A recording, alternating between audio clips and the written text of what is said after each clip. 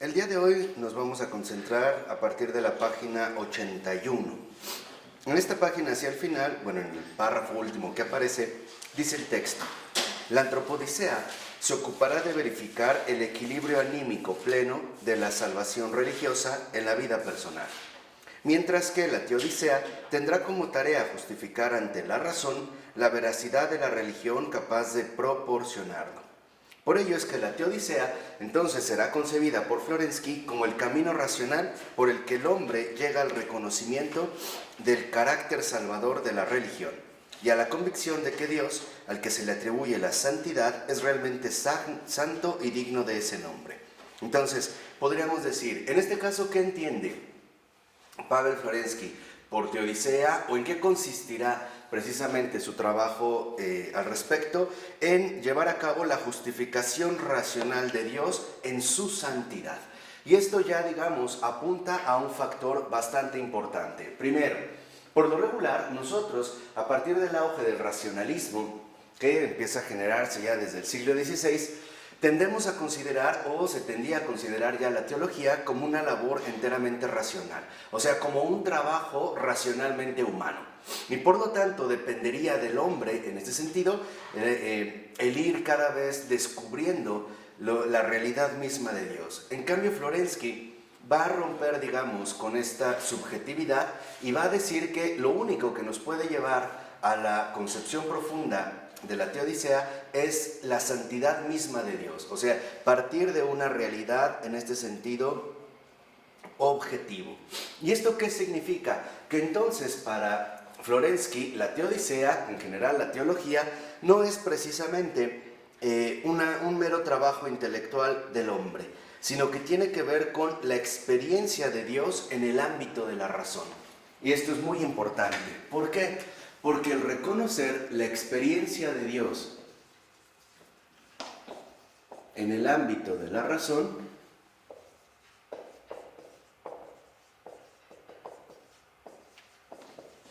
nos lleva ahora a reformular precisamente, por un lado, el estatus que se le ha venido atribuyendo desde el auge de la modernidad a la razón misma. O sea, la razón como una autoproductora de la realidad, ¿no? Dependiendo de las capacidades de la razón, es que la realidad misma irá adquiriendo, en este sentido, consistencia. Para Florensky no. Para Florensky Dios es alguien real cuya experiencia, en efecto, también va a repercutir de manera clara en el ámbito mismo de la razón. Así que para Florensky lo fundamental no es partir de la razón, sino partir de Dios mismo y por lo tanto la experiencia, la influencia, digamos, la repercusión que va a generar en la misma razón. De tal manera que entonces Florensky, lo mismo que por ejemplo San Anselmo, considerará a Dios como alguien vivo y no como una mera categoría abstracta a la manera, por ejemplo, en este sentido, de Kant. Y para Florensky, la experiencia de Dios en el ámbito de la razón, en último término, nos va a conducir al ascenso contemplativo. Y por lo tanto, a la adquisición profunda de la verdadera finalidad de la razón, que no es otra más que la salvación y no la autoevidencia, ¿no? Esta razón cerrada que tal parece se queda detenida en sus propias elaboraciones. Por eso dice en la siguiente cita, dice Florensky: la razón ansía la salvación. La mente humana, dice en algún sitio Martín Lutero, se parece a un borracho subido en una altura. Sostenedlo de un lado, él se cae por el otro. Tal es la expresión imaginativa de la antinomicidad de la razón. Disgregándose en antinomias y estando muerta en su ser según el entendimiento, la razón busca el principio de la vida y de la firmeza. La salvación en la esfera teórica es pensada ante todo como estabilidad de la mente, es decir, precisamente como respuesta a la cuestión: ¿cómo es posible la razón? Y si la religión promete esta estabilidad, entonces la tarea de la teodicea es mostrar que realmente esta estabilidad puede ser dada. ¿Y cómo precisamente? Entonces, este ascenso contemplativo consiste precisamente en alcanzar la estabilidad racional.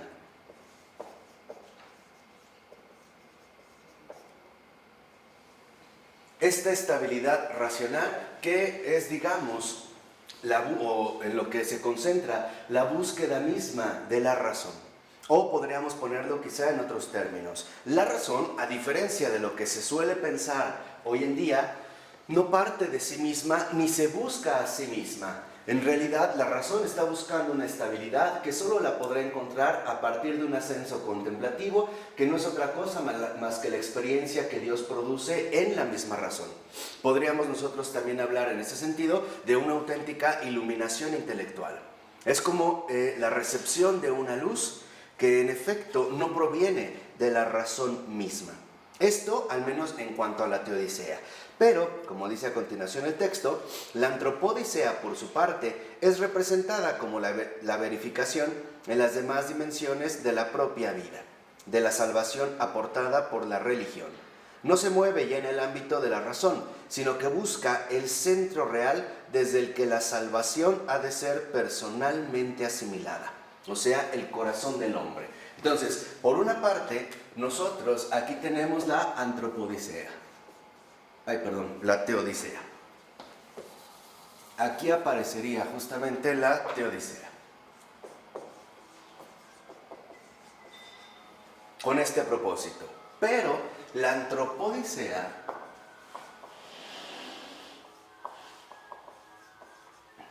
por su parte, también ahora nos va a exponer, o precisamente va a tratar de ir abordando la manera en la cual esta salvación se asume personalmente en la vida misma del hombre. O sea, de qué manera la salvación repercute en todas las dimensiones de la vida. Entonces, la estabilidad racional, en este sentido, ¿qué es lo que va a indagar? La teodicea tiene que ver con la salvación.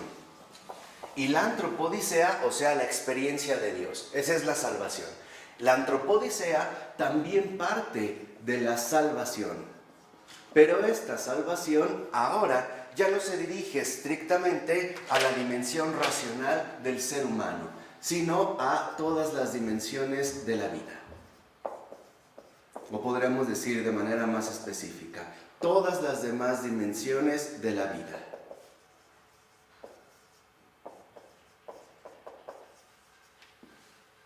Estas dimensiones de la vida, en efecto, tanto interiores como exteriores.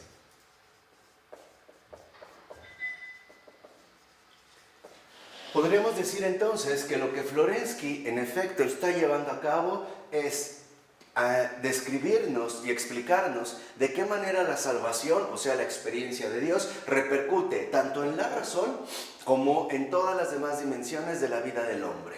O sea, podríamos decir que en este sentido, para Florensky, lo fundamental es también integrar las dos dimensiones básicas de todo ser humano.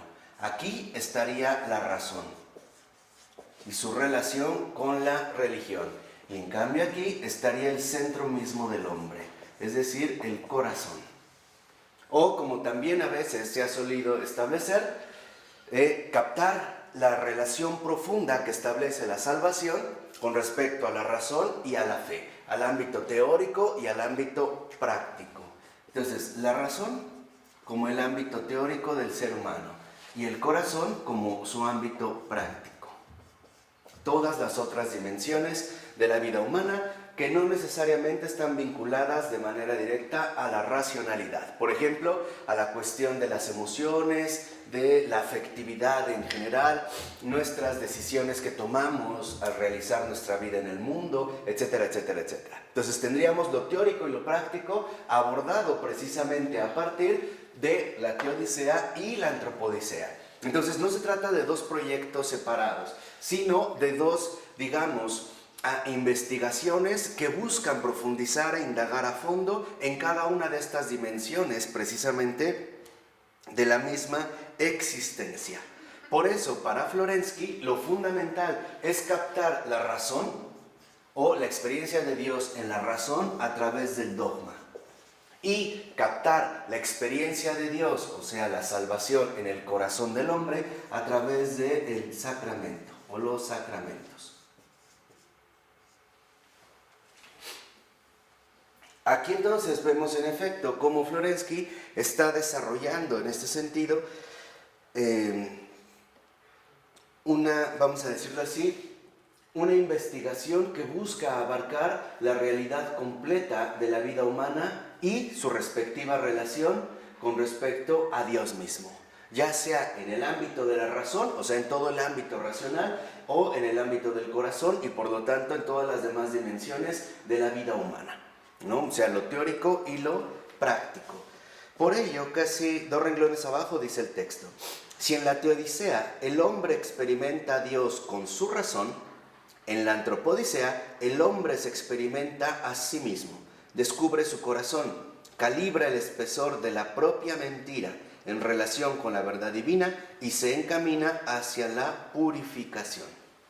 Entonces, lo que vemos es que, en pocas palabras, la santidad de Dios mismo purifica la razón y purifica el corazón. Entonces podríamos decir, ¿en qué consiste, dicho brevemente, la experiencia de Dios desde la Teodicea como la razón? Consiste precisamente en que nosotros reconozcamos nuestras formas de pensar a la luz de Dios. O sea, podríamos decir purificar nuestras formas de pensar. Y en cambio, en el corazón, se trata de purificar nuestros modos de vivir.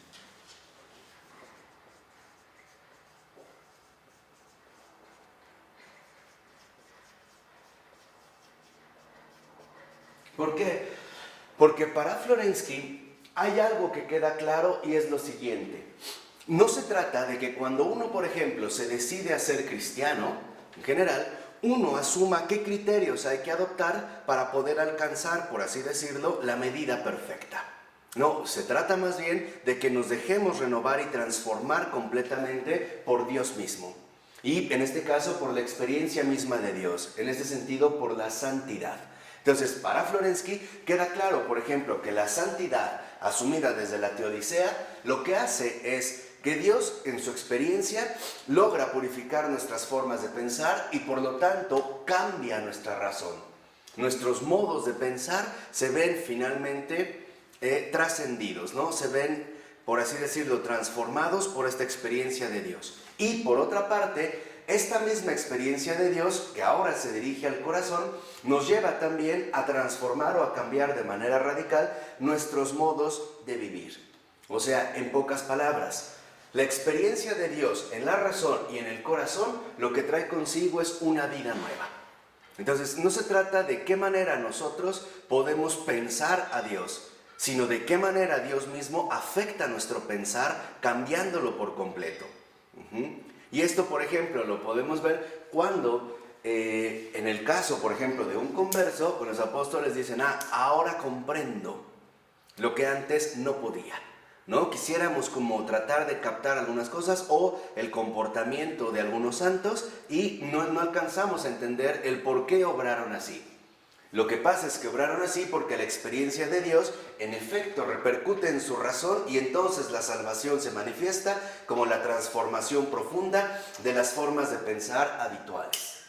Y también, por lo tanto, va a dar como resultado la transformación de nuestros modos habituales de vivir.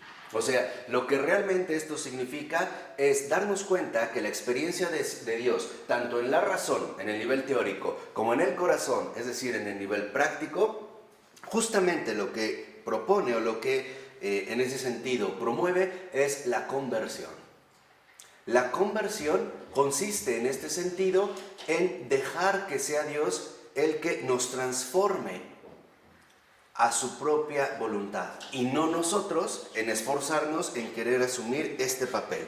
Por eso dice en los 2 últimos renglones de esta página 82, en la Antropodicea el hombre emprende el camino ascético y sacramental de la conversión para asimilar y realizar la verdad reconocida como justa en su santidad, adquiriendo así la estabilidad existencial plena, el estatus de realidad humana subjetiva y objetivamente justificada. En una palabra, la macaría, o sea, la felicidad, y escatológicamente, el eterno reposo. que corresponden a la certeza en el ámbito racional. Entonces, lo que debemos captar en este sentido es de qué manera Dios obra su propia salvación en su criatura.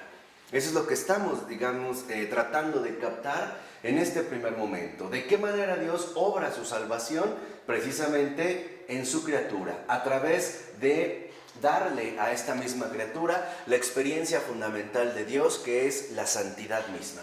Y cómo esta santidad entonces abre la razón a una dimensión que por sí misma no podría alcanzar.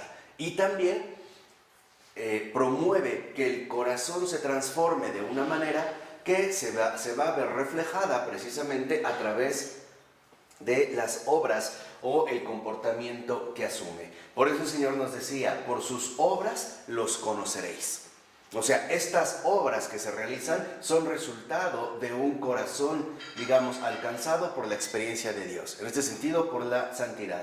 Pero que a su vez, estos comportamientos se ven respaldados por unos modos de pensar adecuados a dicho comportamiento.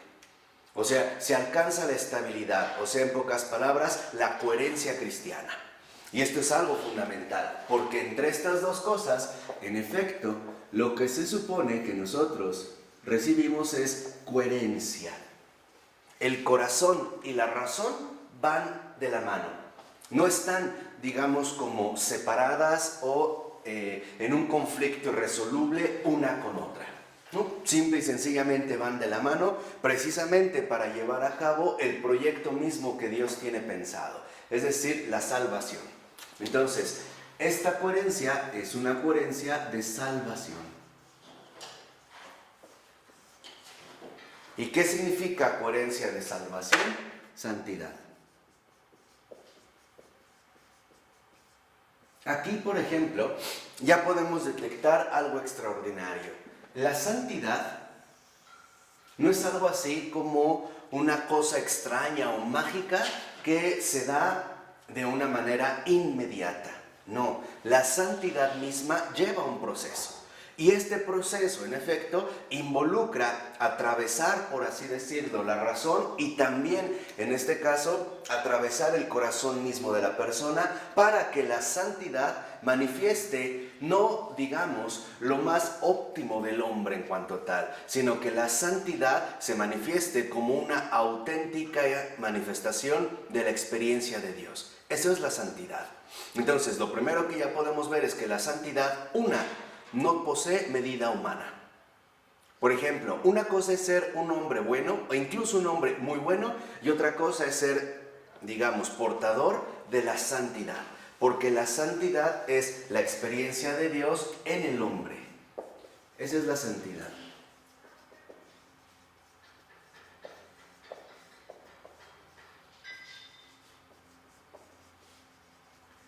Y en el mundo. ¿Por qué en el mundo?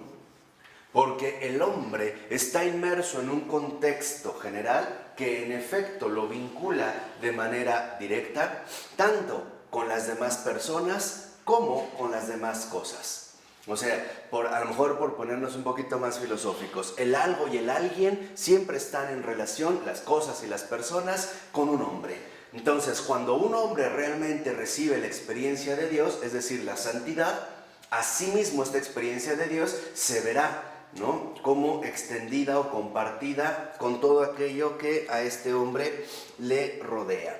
Por eso, aquí ya para ir avanzando en esta experiencia de Dios en el hombre y en el mundo, o sea, la santidad, o sea, coherencia de salvación, ¿qué quiere decir? Equilibrio o estabilidad de la razón y también, por lo tanto, equilibrio o estabilidad del comportamiento, Florensky va a relatar que se trata de una dinámica.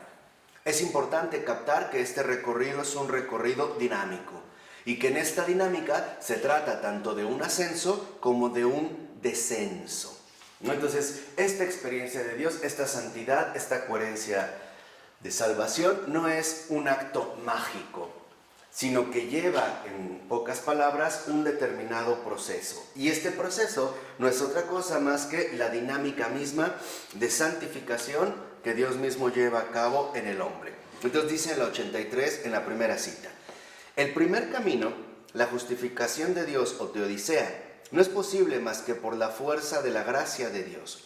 Y el segundo camino, el camino de la justificación del hombre o antropodicea, no es posible tampoco más que por la fuerza divina. Porque creemos en Dios y vivimos en Dios solo por Dios, no por nosotros mismos. Por eso podríamos considerar el primer camino como la elevación de la gracia en nosotros hasta Dios, y el segundo como el descenso de la gracia a nuestras entrañas.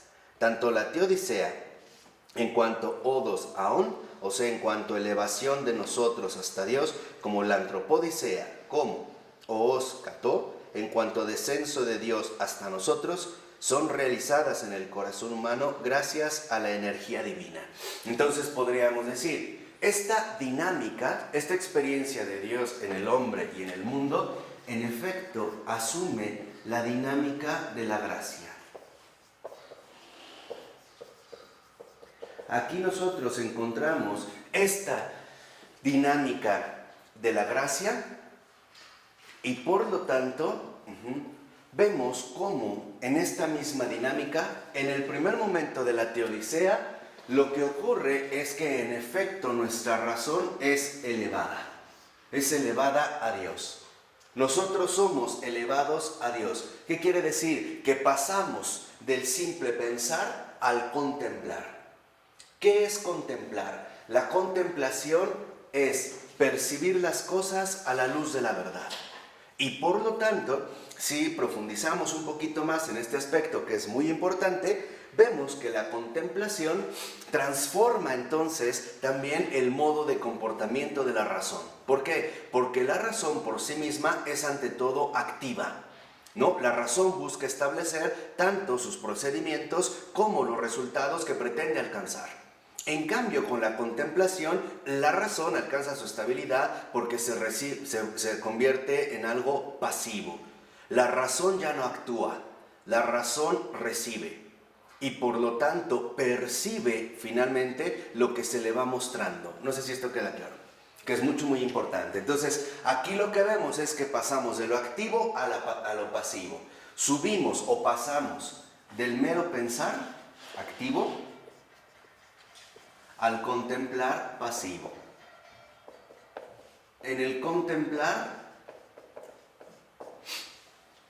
la razón ya no pone nada propio, por así decirlo. Ya no tiene que esforzarse en establecer sus propias categorías de comprensión. Simple y sencillamente, la razón ahora recibe todo aquello que se le manifiesta a la luz de la verdad. Y por eso es que alcanza su estabilidad. ¿Qué quiere decir? Alcanza el gozo intelectual. ¿En qué consiste el gozo intelectual? El que la razón percibe la realidad de las cosas a la luz de la verdad. En cambio, en el caso de la antropodicea, la dinámica de la gracia es justo al revés. En la dinámica de la gracia, lo que ahora nosotros vemos es, pasamos del contemplar, de donde hemos sido elevados, digamos, en la transfiguración del pensamiento, ahora nos vamos a instalar en la realidad concreta de la actividad humana. Ahora regresamos, una vez que hemos sido elevados a la contemplación, regresamos, por así decirlo, a la tierra, teniendo en cuenta la realidad auténtica del hombre. Entonces, en la antropodicea, nosotros lo que vemos es que somos devueltos del cielo a la tierra. Esta devolución, por así decirlo, a la tierra es justo el modo en el cual nosotros iremos creciendo e iremos purificando cada vez más esta coherencia de salvación. ¿Por qué? Porque la santidad, como la experiencia de Dios en el hombre y en el mundo, en efecto involucra que se desarrolle a partir de todas las relaciones complicadas que se dan precisamente en las relaciones o a través de las relaciones humanas. Por ello, nosotros debemos darnos cuenta cómo es necesario y fundamental emprender estos dos caminos para captar plenamente la dinámica de la salvación. Entonces, lo que vemos es que, en pocas palabras, lo que aquí se presenta precisamente es la ascensión y la encarnación. O sea, aquí digamos, en la teodicea está la dinámica de la ascensión. En cambio, en la antropodicea destaca la dinámica de la encarnación. La encarnación, que sería el paso de lo divino a lo humano, ¿no? El Hijo de Dios que se ha hecho hombre y por lo tanto que ha, digamos, asumido la dimensión humana en toda su totalidad. Por ello es fundamental que en efecto esta situación que vemos tanto de ascensión como de encarnación y en su dinámica correspondiente, Florensky le llama sinergia.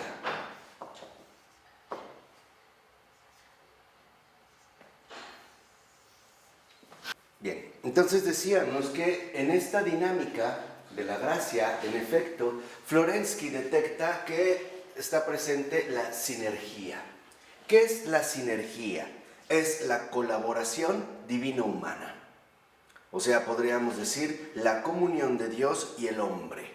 El modo en el que colabora la gracia y el ser humano. Entonces, la sinergia, que sería precisamente esta colaboración divino-humana, está a su vez contenida en la concepción típica de los padres orientales sobre la cooperación del hombre y la gracia divina.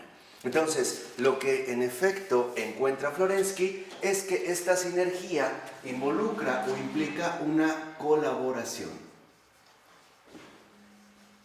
divino-humana.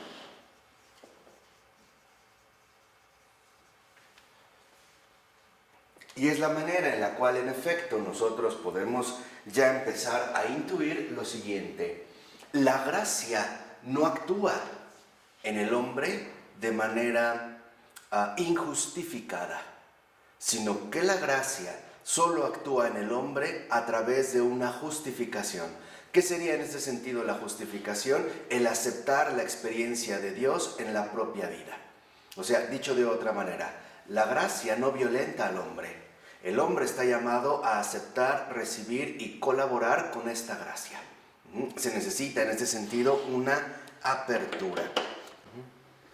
Bien, entonces precisamente a través de esta sinergia, ¿no?, lo que nosotros captamos es que se descubre o se pone en descubierto, dijimos ya algo profundamente arraigado en los padres orientales, y es la colaboración, la cooperación divino-humana, ¿no? La iniciativa de Dios que busca la salvación de su criatura y al mismo tiempo la recepción de esta criatura de esta misma salvación, o sea, de esta experiencia en ese sentido de santidad.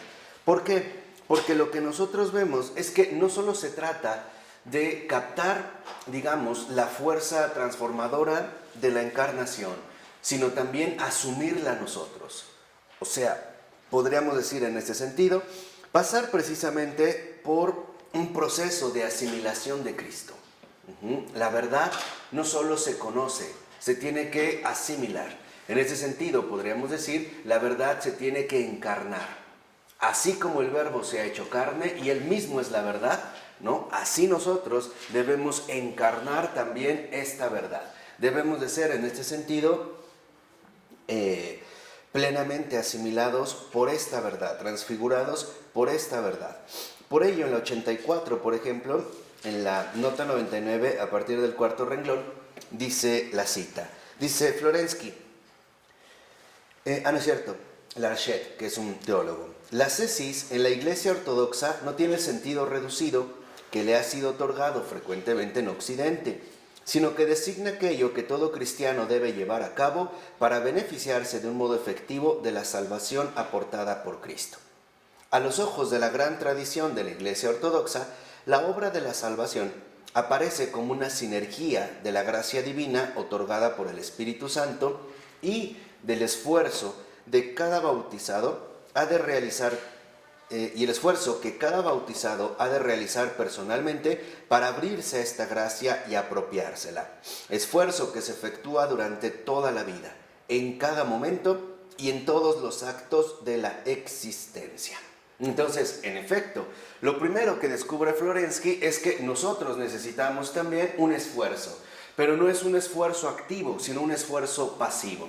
O sea, un esfuerzo por recibir cada vez más esta experiencia de Dios, tanto en la razón como en el corazón. O sea, realmente involucrarse de manera plena, de manera encarnada, de manera total, con esta salvación que Dios en efecto nos propone. Por ello, ahora Florensky va a abordar otro aspecto fundamental y es de qué manera entonces se da esta colaboración. ¿Cómo es que el hombre, en pocas palabras, no sucumbe ante el santo de los santos? Y esto lo vemos en la cita de Florensky en la página 85, que de hecho está extraído de un texto de Florensky titulado La filosofía del culto. Dice: ¿cómo puede el débil rostro del hombre entrar en contacto con la verdad divina? ¿Cómo es que la energía divina no reduce a cenizas la miseria de la criatura? Estas y otras cuestiones semejantes exigen una elucidación ontológica. Traduciéndolo en el lenguaje tosco y pobre de las comparaciones terrenas, diríamos: ¿cómo es posible que el cáliz santo no se derrita como cera y que nuestros ojos no queden ciegos por la insoportable radiación de aquello que hay en él? ¿Qué sucedería si en el vaso cayese una partícula de sol? Pero aquí está aquello, ante lo cual el sol no es más que tinieblas, y el cáliz permanece incólume. Parece como si por unos instantes el sacerdote tuviese en la mano un nubarrón tormentoso, un movimiento temerario, y la sacudida de un rayo le golpearía. Estos son imágenes, pero ningún tipo de imágenes podrá transmitir el contraste entre Dios y la criatura. Podríamos decir, entre la santidad y el pecador. Contraste que tiene necesariamente que ser realizado para que sea posible la justificación de la criatura. La antropodicea tiene que aclarar la ontología de este contraste realizado entre el todo y la nada. O sea, podríamos decir, a Florensky le interesa también ir poniendo al descubierto cómo es posible que Dios pueda entrar en contacto con su criatura sin aniquilarla, sin destruirla, ¿no? Acuérdense que incluso en el Antiguo Testamento los profetas eran muy conscientes de que la simple presencia de Dios, ¿no?, los anulaba. Por ejemplo, Isaías: no hay de mí que he visto a Dios y voy a morir. ¿No? O sea, ¿quién puede realmente soportar como criatura el todo, ¿no?, a Dios mismo? Es, digamos, una imagen, como decía Florensky, de qué pasaría si una sola partícula del sol entrara en este cáliz.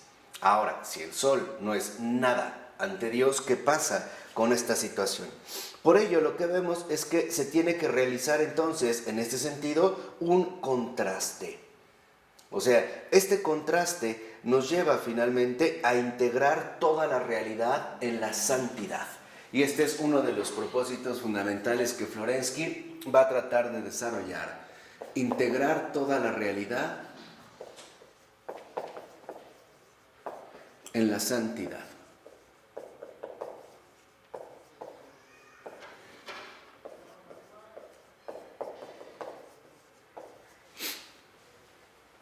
Este sería, digamos, uno de los esfuerzos fundamentales que Florensky buscará llevar a cabo. ¿Por qué? Porque dice en la 86, más o menos unos 6 renglones antes de que acabe el párrafo, es el texto: en un sentido teórico, significa que la antropodicea, como esfuerzo intelectual, nace como una necesidad interna de la teología del sacramento, que ha de sacar necesariamente a la luz las estructuras ontológicas que la gracia misma tiene que santificar, y se caracterizará, por tanto, como una filosofía sacramental.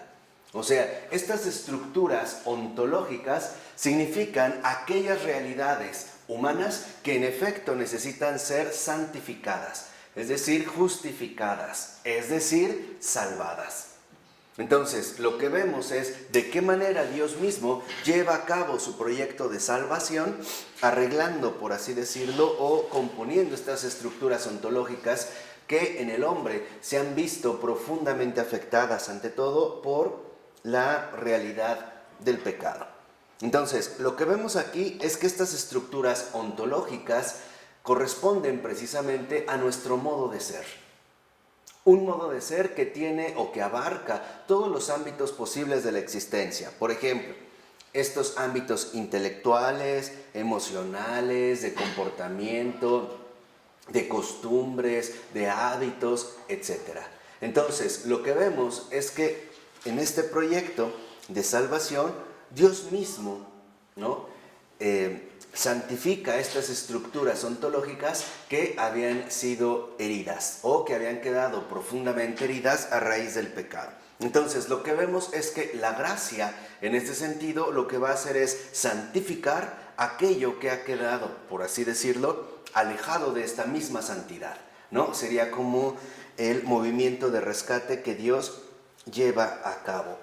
Por eso, Florensky va a considerar que integrar toda la realidad en la santidad implica a su vez elaborar una metafísica concreta.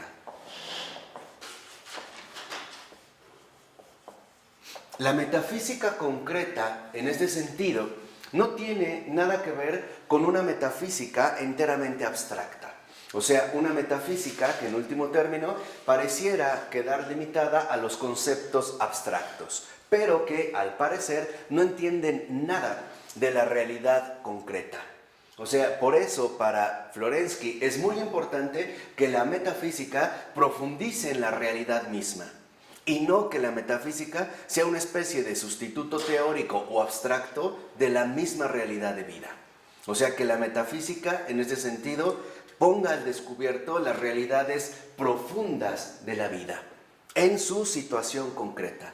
Aspectos que en efecto son enteramente católicos. Por ejemplo, si uno analiza las obras literarias de un George Bernanos o de un Maxime van der Merch o de un Charles Péguy, por mencionar nada más algunos, veremos que lo fundamental no está en la capacidad conceptual que podemos elaborar, sino por así decirlo, sino en excavar de manera profunda en las realidades concretas de la vida, por muy complicadas que en efecto éstas puedan llegar a ser, o vamos a hacerlo así, por muy difíciles o difícilmente accesibles que nos resulten a nosotros.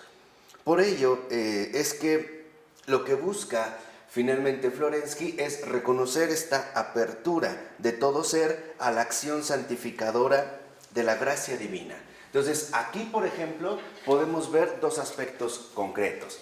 Esta metafísica concreta, a partir de la cual busca Florensky integrar toda la realidad en la santidad, también reconoce que el hombre necesita ser santificado, o sea, necesita ser salvado. Esto implica que entonces que el hombre no está, por así decirlo, en su realidad profunda, en un estado de salvación. O, por ponerlo a lo mejor en términos más habituales, podríamos decir que el hombre en efecto es pecador y que por lo tanto necesita, ¿no?, ser rescatado del pecado.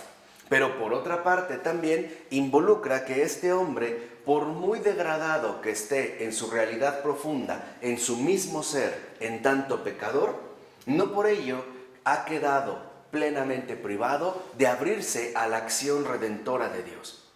O sea, lo que podemos ver aquí de fondo es que en efecto esta metafísica concreta será capaz de irnos describiendo el paso mismo del pecador en su realidad concreta como pecador, en sus estructuras ontológicas o modos de ser concretos de pecador, y también en la dinámica de santificación que la gracia lleva a cabo en él. Podríamos decir que es justo, ¿no?, la descripción, esta metafísica concreta, del paso o del tránsito que va del pecador al que ha sido rescatado por la gracia. O sea, del pecador al santificado, del pecador al que finalmente ha recibido esta gracia redentora. O sea, Pascua. Claro, esta acción santificadora, ¿no? Sería, en efecto, un triduo, una especie de triduo pascual, ¿no? Asumir la pasión dolorosa, la muerte en la cruz y acceder finalmente a la resurrección. Por eso, si lo vemos en la página 86, bueno, esta página, más o menos unos 4 renglones antes de que empiece el apartado 2.3, dice el texto: este camino de metafísica concreta seguirá las formas sacramentales de la encarnación, constituyendo así, apunta nuestro autor, una propedéutica filosófica para la cristología. Entonces, lo que vemos es que esta metafísica concreta es en efecto una propedéutica filosófica, una preparación, ¿no?, para la cristología.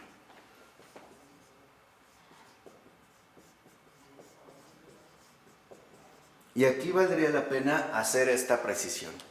¿Qué está entendiendo Florensky por cristología? No un estudio teórico de Cristo, sino la recepción de Cristo. La cristología es, 1, recepción de Cristo. O sea, 2, encarnación. Esa es cristología. O sea, santificación. Esa es cristología. ¿Por qué? Porque hoy nosotros, en efecto, tal parece que debido a los estándares intelectuales que hemos asumido, sumamente abstractos, cuando, por ejemplo, uno habla de cristología, pensamos en algo así como en un estudio teórico o sistemático acerca de Cristo, pero que en último término no tiene nada que ver con mi vida. Y es esta razón o este aspecto precisamente al que Florensky se va a oponer con gran contundencia. De ahí pues la metafísica concreta. ¿Por qué? Porque el cristianismo no es una teoría solamente, es ante todo una vivencia. El cristianismo es santidad. Y eso es algo en lo que va a insistir de manera continua y de manera bastante frecuente Florensky. Y lo que nos va a explicar en pocas palabras es lo siguiente: si el cristianismo realmente es santidad, ahora debemos entender cómo se lleva a cabo esta dinámica de santificación, o lo que nosotros llamamos en este sentido la dinámica de la gracia. Esto es fundamental porque yo incluso ya les he comentado en otras ocasiones distintas que hoy en día tal parece que también pecamos de ingenuidad, ¿no? Le hablamos de la gracia, y es que sí, la gracia de Dios sobre ti, pero no entendemos la realidad concreta de esta persona hacia la cual me estoy dirigiendo. Es como pedirle a una persona que se aviente a nadar sin darme cuenta primero que no tiene ni brazos o piernas, o ni brazos ni piernas. Entonces yo digo, no, sí, está bien, mira la gracia. No es esto. O sea, necesitamos finalmente reconocer a quién estamos hablando y la realidad concreta en la cual se encuentra, para que una vez aterrizando las cosas, podamos entonces nosotros elaborar una propedéutica filosófica para la cristología. O sea, no queremos un estudio sistemático, teórico, abstracto de Cristo, sino la encarnación misma del Señor, o sea, la recepción de Cristo y por lo tanto la santificación. Por eso también, como nos dijo en su momento Henri de Lubac, la iglesia no es otra cosa más que la familia de los que han sido santificados. Es la iglesia de los santificados. O sea, aquellos que realmente han tomado una decisión, aceptar a Cristo en sus vidas. Esos son los santos, ¿eh? Ya quítense esa idea de que el santo es solo el taumaturgo, de que el santo es el que hace milagros visibles, ostensibles, llamativos, extraordinarios. Esto, como nos dijo la propia Santa Faustina Kowalska, y no me canso de repetir, no son más que adornos. En realidad son las flores. Pero la tierra fértil de la santidad es otra cosa. La verdadera esencia o raíz de la santidad es la aceptación y por lo tanto la recepción de la gracia en mi vida. O sea, el aceptar que Dios me salve. Y esto es lo que queremos, porque santificación en este sentido, a su vez, remite a dos significados muy concretos. Primero, santidad. Pero no solo santidad, sino también salvación. Estos son los santos. O sea, finalmente, ¿no?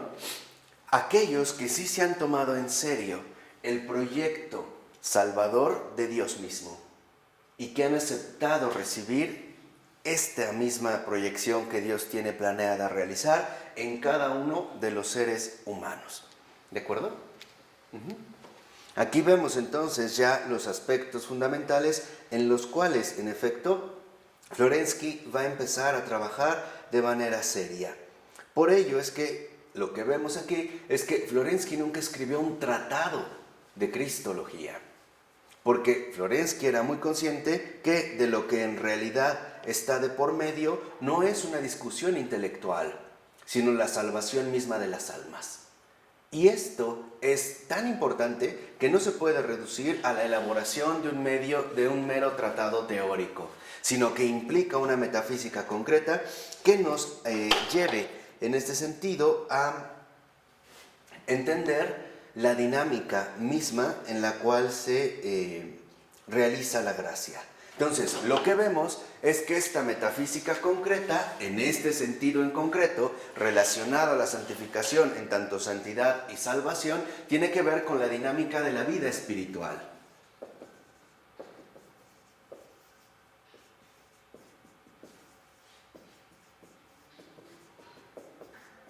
Y podríamos decir, ¿qué es esta dinámica de la vida espiritual? Precisamente el modo en el que obra la gracia. Y eso también es justamente lo que Florensky intentará ir describiendo a lo largo de su Antropodicea y también incluso dentro de la Teodicea. Entonces, la dinámica de la vida espiritual necesita o implica primero conocer, en efecto, cómo es nuestra realidad sin salvación. O sea, cómo es nuestra realidad privada de este proyecto de salvación, o sea, privada de la santidad. Y por otro lado, cómo es que se lleva a cabo este proyecto de salvación. O sea, podríamos decirlo de otra manera. Es importante que en efecto nosotros nos percatemos qué es lo que tiene que ser santificado y cómo es que se santifica.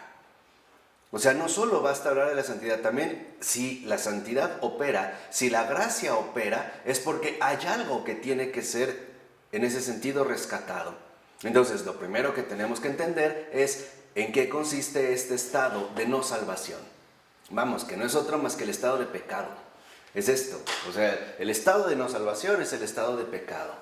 Una vez teniendo esto claro, ver de qué manera justamente la gracia, o sea, el proyecto de salvación de Dios, se lleva a cabo o se realiza en este sentido en el hombre.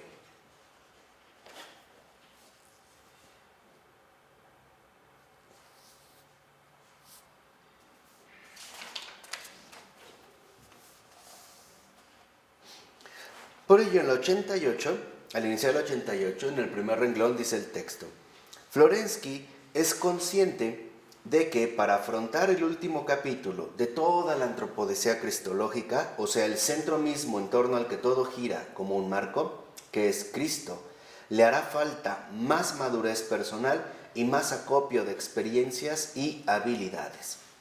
Pero esto significa que la cristología es altísimamente valorada y que todo tiene en ella su fundamento y su cumbre.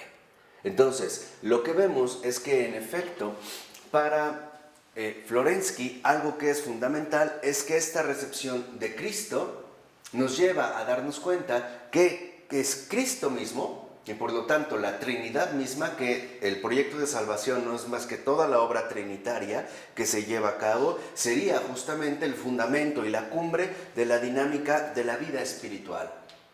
Dicho brevemente, con su encarnación, en efecto, nos ha mostrado el modo de ser hijos del Padre, como Él. Y no solo en un sentido terreno, sino también en un sentido auténtico, en un sentido profundo, ¿no? A través de esta misma encarnación. Por eso, el ir destacando toda esta dinámica espiritual nos lleva ahora a darnos cuenta, entonces, que lo que en pocas palabras está desarrollando Florensky es una cristología experimental. Acuérdense, una cristología que en efecto nos transmite la experiencia de Dios, tanto en la razón como en el corazón. Entonces, lo que vemos es que esta gracia, en efecto, se traduce para Florensky en una cristología experimental.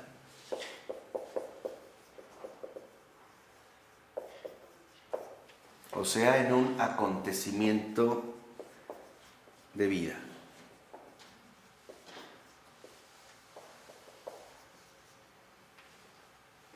Este acontecimiento de vida, en efecto, no es más que el cumplimiento de la salvación que Cristo ha traído justamente al mundo.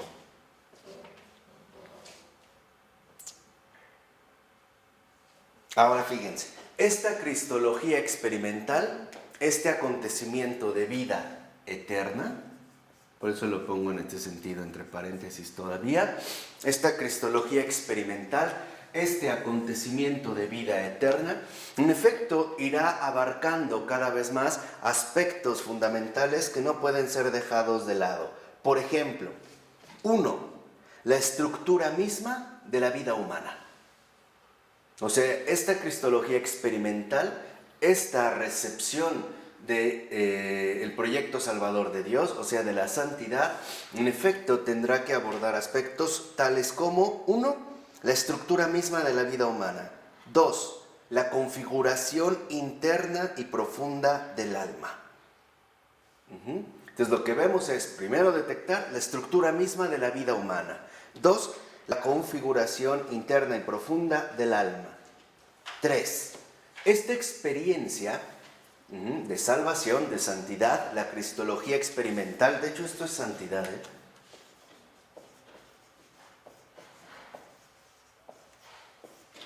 en este sentido, podemos decir en síntesis que esta cristología experimental no es otra más que la santidad misma. También involucra la descripción del aprovechamiento de las situaciones vivenciales.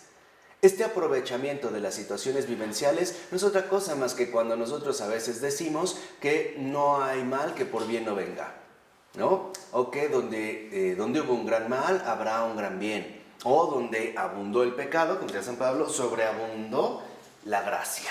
Entonces, dentro de estas dinámicas también iremos captando el curso futuro de la existencia. También, por ejemplo, la enseñanza, ¿no? El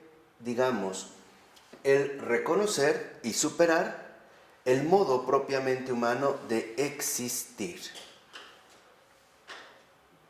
Y por lo tanto, asumir este movimiento dinámico de la gracia en tanto personalización, o sea, en tanto santidad.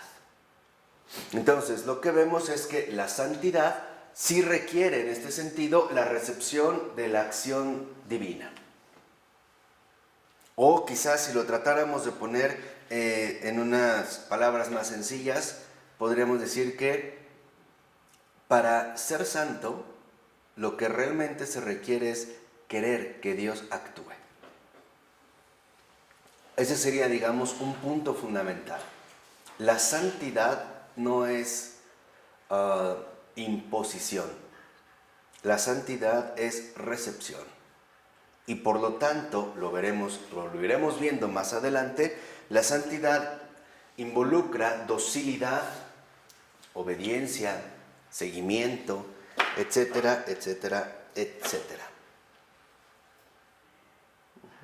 Por ello es que para Florensky, a su vez, esta cristología experimental, en tanto santidad, constituye una vía universalmente humana.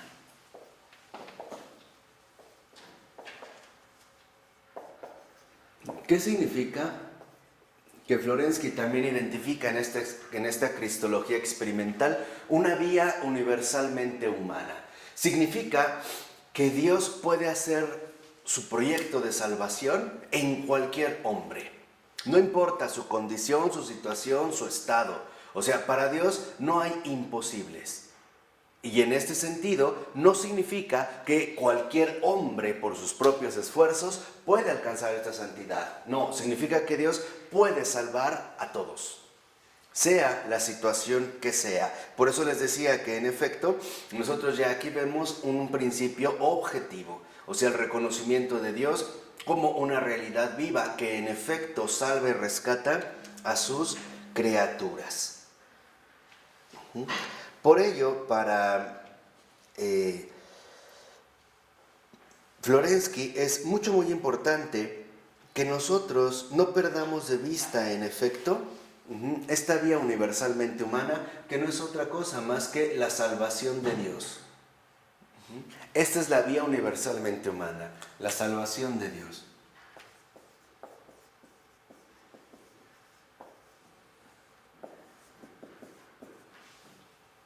Dios puede salvar a todas las criaturas. Pero esto no se puede llevar en efecto de manera mecánica, porque involucra un proceso viviente. Esta es la dinámica de la vida religiosa. Ser santo significa dejarse llenar de la experiencia de Dios en mi vida. Eso es ser santo. Dejarse llenar de la presencia de Dios en mi propia vida, en todos los niveles, en todo mi ser.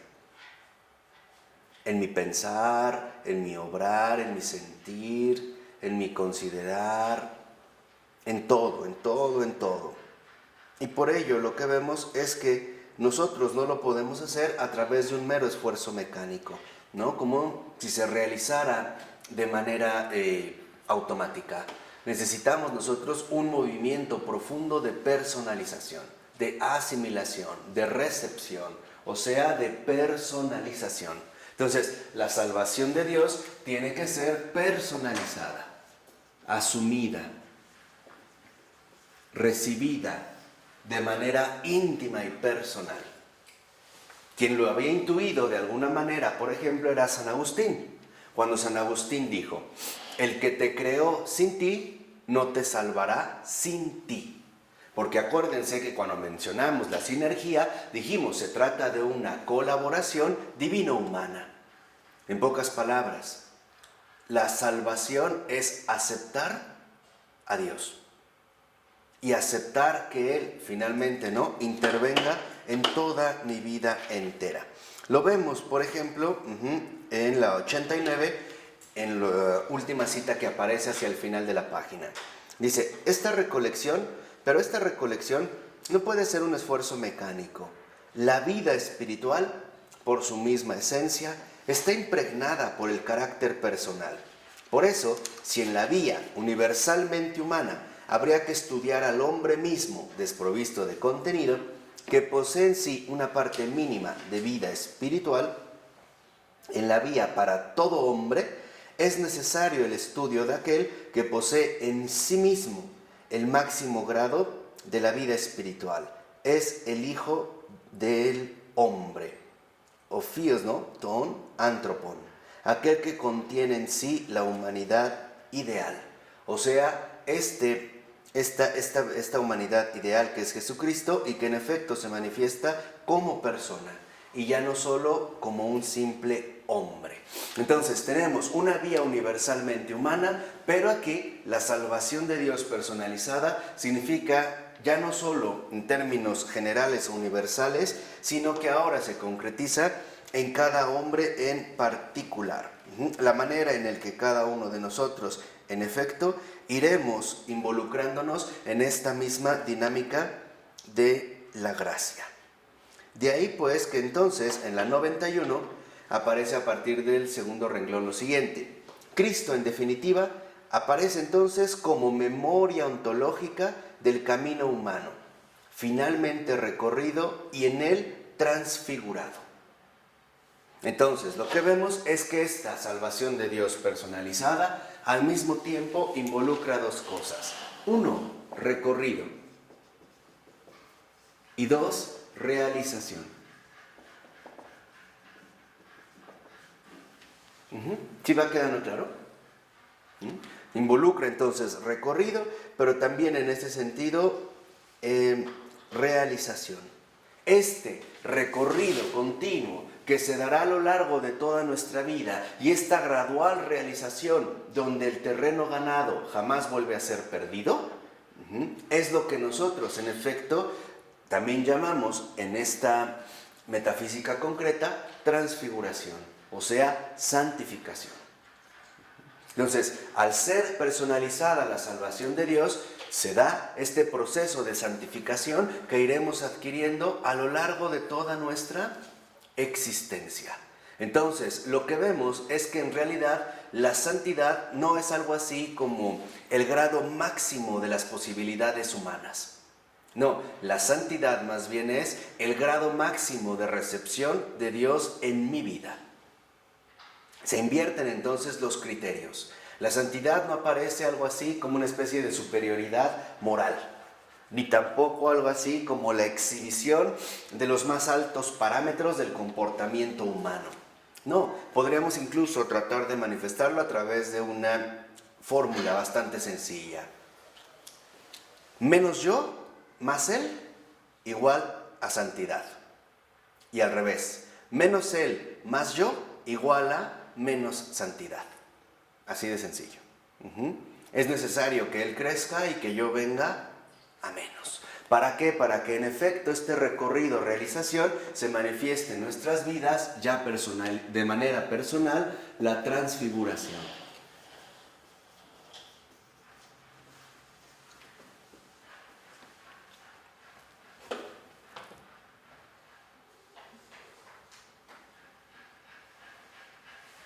Y esta transfiguración, vuelve a insistir Florensky, es una experiencia.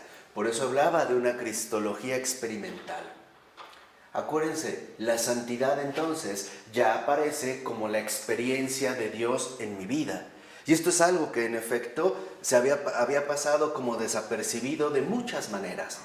Un ejemplo, cuando nosotros usualmente o solemos pensar en los santos o nos remitimos a los santos, quizá consideramos lo que los santos hicieron, pero no nos concentramos, por ejemplo, en lo que los santos vivieron profundamente.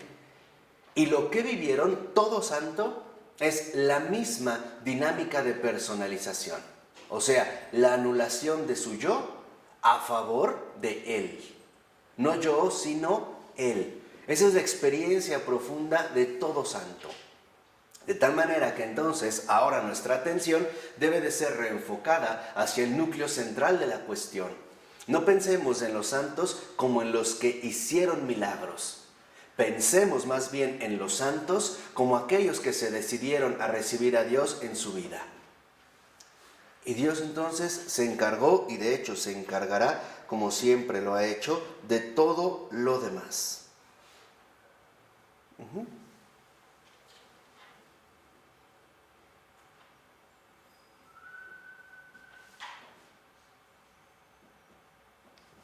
Por eso lo que busca Florensky es transmitirnos o describirnos esta experiencia fundamental de santificación, de conversión, de cristianismo, por ponerlo en una sola palabra, a través justamente tanto de la antropodicea como de la teodicea. Y darnos cuenta entonces que nosotros nos vamos moldeando, se dice, ¿no?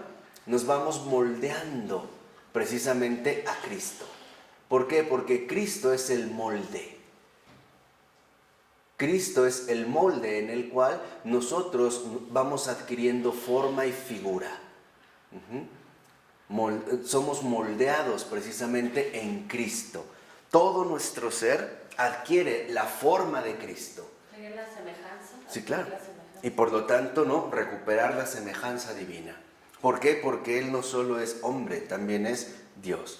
Entonces nos va, por así decirlo, moldeando hasta reflejar en último término el rostro de Cristo. Y esto es algo muy cierto, Ojo, el santo no refleja lo humano, el santo refleja a Dios mismo, refleja el rostro de Dios y por lo tanto el rostro de Cristo.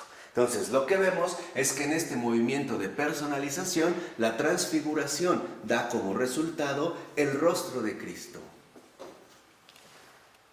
El santo entonces no se refleja a sí mismo, ni tampoco refleja o expresa lo meramente humano. El santo manifiesta lo divino, el rostro de Cristo que se ha vuelto a encarnar una vez más en la realidad humana.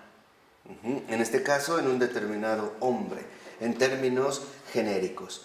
Por ello es que lo que interesa mucho destacar aquí es que Florensky está, digamos, conduciéndonos al proceso mismo de santificación. ¿Cómo es que se lleva a cabo la obra redentora de Dios precisamente en los hombres? Y para ello Florensky no comienza de cero. De hecho, en la 92 lo menciona la página, ¿no?, que Padre Pavel sigue las hormas, las huellas de aquel precursor del renacimiento religioso ruso, Bujarev, cuyas cartas editó e introdujo él mismo. Entonces, fíjense, las cartas de Bujarev, el propio Florensky, en efecto, las editó y las publicó. ¿Por qué? Fíjense, porque este sufrido profeta, Bujarev, héroe y mártir de los intelectuales buscadores de Dios, que siempre mantuvo, como el mismo Florensky, una pureza infantil, escuchen, abandonó el monacato para vivir una vida laical en el matrimonio y en el mundo, considerando su dolorosa y escandalosa decisión como un gesto profético con el que indicaba a la Iglesia rusa el camino misional hacia una mundanidad que había que impregnar en todos sus ámbitos con la luz del reino de Dios. Es la visión de una nueva e inédita para el Oriente secularidad basada en el sacerdocio real de los cristianos. Dicho de otra manera, este gesto profético de Bujarev para Florensky, en efecto, era muy luminoso, porque nos invitaba a reconocer que la acción salvadora de Dios, o sea, la experiencia de Dios, o sea, la santidad, no solo se da en ciertos ámbitos ya establecidos, por ejemplo, a través de una vida consagrada o a través de, en este caso, el monacato, ¿no? Como la forma religiosa a lo mejor más radical para poder seguir los caminos de Dios, sino que incluso esta renuncia al monacato para asumir una vida laical y también en ese sentido, ¿no?, desarrollar esta misión en el matrimonio, involucraba que este rostro de Cristo no se limita solo a ciertas condiciones, sino que puede darse en último término en cualquier caso. ¿Por qué? Porque ahora lo que vemos es que en efecto este gesto profético de Bujarev y que el propio Florensky entendió muy bien, consiste en que nos demos cuenta que la santidad es la vida en Cristo en el interior del mundo. O sea, como le llama Bujarev, en la ciudad secularizada. Y esto es fundamental. El rostro de Cristo no se limita a ciertas situaciones especiales o a ciertas condiciones ya establecidas, como puede ser una vida conventual o una cuestión meramente reducida a un monasterio. En realidad, lo que vemos es que esta dinámica, ¿no?, esta transfiguración, esta experiencia de Dios, desemboca en una espiritualidad de la vida en Cristo en el interior del mundo. O sea, el darnos cuenta que no necesitamos atravesar, vuelvo a repetir, determinadas condiciones para poder acceder a esta experiencia. Lo vemos en la 92 a partir en el último segundo renglón. Dice, por esta razón, Padre Pavel no se encontrará en condiciones de afrontar una reflexión cristológica así entendida hasta no haber sido iniciado en la última etapa del misterio, es decir, en la praxis. Entonces, la cristología florenciana no la podremos buscar seguramente desarrollada en sus escritos, por cuanto la teodicea y la antropodicea en toda su amplitud no son sino una propedéutica hacia Cristo. Entonces, aquí vale la pena destacar este aspecto fundamental. Primera, Florensky no escribe lo que piensa, narra lo que vive. Y esto es algo fundamental. Porque también podemos incurrir, por ejemplo, en la tentación de darle vía libre a la sutileza de los pensamientos, ¿no?, a los malabarismos mentales, por así decirlo, como un Pedro Abelardo que en su momento fuera puesto en su lugar por San Bernardo, ¿no? El hecho de buscar más, por ejemplo, la novedad que la verdad. E incluso la arrogancia de sacar pensamientos insólitos e inéditos que nadie más había tenido la capacidad de expresar o de desarrollar. Entonces, es muy importante darnos cuenta que Florensky en realidad no escribe lo que piensa, narra lo que vive. Y esta narración involucra que entonces lo único que se va haciendo es poner en evidencia, una evidencia escrita testimonial, poner en evidencia lo que el Señor ha estado realizando en la propia vida. Y aquí es donde radica finalmente la fuerza viva del testimonio, o sea, la contundencia de esta transfiguración, la experiencia de Dios en la propia vida, experiencia de salvación, experiencia de santidad. De igual manera que como un gran John Henry Newman lo experimentara y llegara a afirmar, ser santo y ser salvo es lo mismo.